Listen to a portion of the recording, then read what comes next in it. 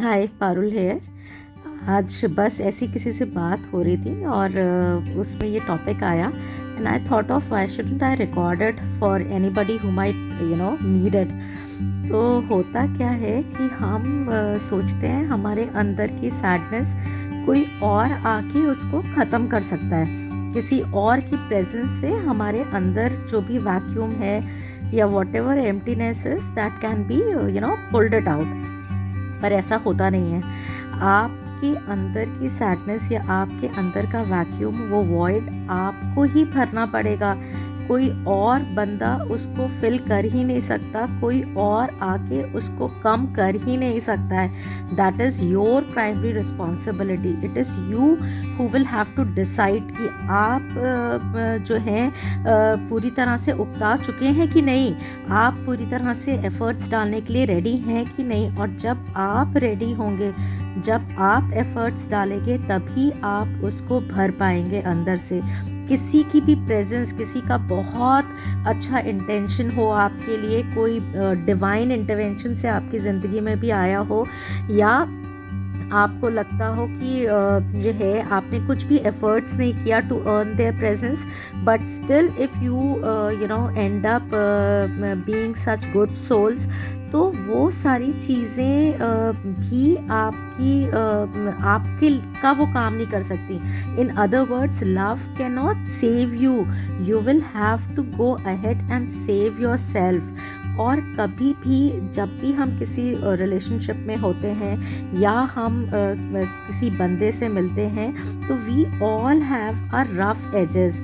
Rough edges से क्या होता है कि हम एक स्ट्रॉन्ग इंडिविजुअल बन चुके हैं, और स्ट्रॉन्ग इंडिविजुअल बनने के बाद उसमें एक हमारा अस्क होता है जो हम उसके अलग नहीं हट पाते हैं। तो उस चीज़ के लिए जब भगवान हमारे पास कुछ सपोर्ट सिस्टम भेजता है, तो वो हमें स्ट्रेंथन अप करने के लिए भेजता है, हमें स्ट्रॉन्ग करने के लिए भेजता है, हमें और मजबूत बनाने के लिए भेजता है, ना कि हमें कमज़ोर करने के लिए भेजता है। तो अगर कोई इंडिविजुअल में आपको कुछ चीज़ें ऐसी नज़र आती हैं जो है आपको कुछ ट्रिगर कर रही हैं या आपको परेशान कर रही हैं, तो उसका मतलब ये है कि you have to rub yourself.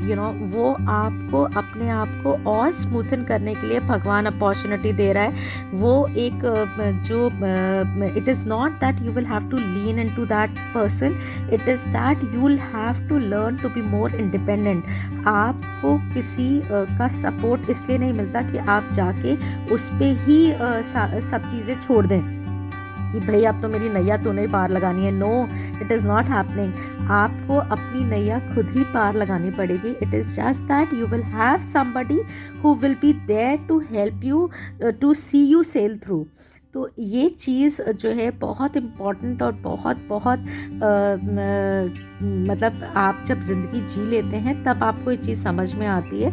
और जब आप यंग होते हैं, जब आपने ज़िंदगी नहीं देखी होती है, तब आपको ये चीज़ नहीं समझ में आती। तो maybe through my message, if you are able to hear this and if it is meant to you, ये पहुंच भी जाएगा आपके लिए। तो आप ये इस चीज़ को बहुत अच्छे से समझ लीजिए। और ये रूल्स ऑफ यूनिवर्स जो हैं, ये आपको कई बार पढ़ने को मिल जाएंगे किताबों में, पर ज़्यादातर मैंने इसको महसूस किया है। और उसके बाद when I read it, then I can relate it कि oh yes, this is what has happened with me and this is what I am reading, this is actually in sync. तो वो चीज़ें मैं लाके आपके साथ यहाँ पे शेयर करती हूँ अपने इस मीडियम के थ्रू। और बहुत प्यारा सा था ये लेसन आज का, and I wanted to share it. मैं सबको बताना चाहती थी कि आप कभी भी डाउट्स ना लेके आए, कभी भी ये मत सोचिए कि आपका एक कोई बहुत प्रिय बंदा है and you are not able to understand each other. You are not able to understand each other because there is work that needs to be done. आपको काम करना है आगे कुछ बड़ा, और हो सकता है उसको भी कुछ बड़ा काम करना होगा, लेकिन you are there together to learn from each other. Not to be dependent on each other. अगर ये आपके जहन में बात समझ में आ जाएगी, then probably you will be able to encash the relationship, you will be able to understand and encash the support that is coming your way। आप उसको बहुत ज़्यादा उस पर PhD नहीं करेंगे, इनफैक्ट उसको बस एक्सेप्ट करेंगे और आगे बढ़ जाएंगे। That's it. बहुत जो है मुझे रेलेवेंट लगा था और मेरी लाइफ से भी रेलेवेंट था, तो बस शेयर करने आ गई। That's it. कभी कुछ और लगेगा then I will be there for you all. Bye bye, thank you.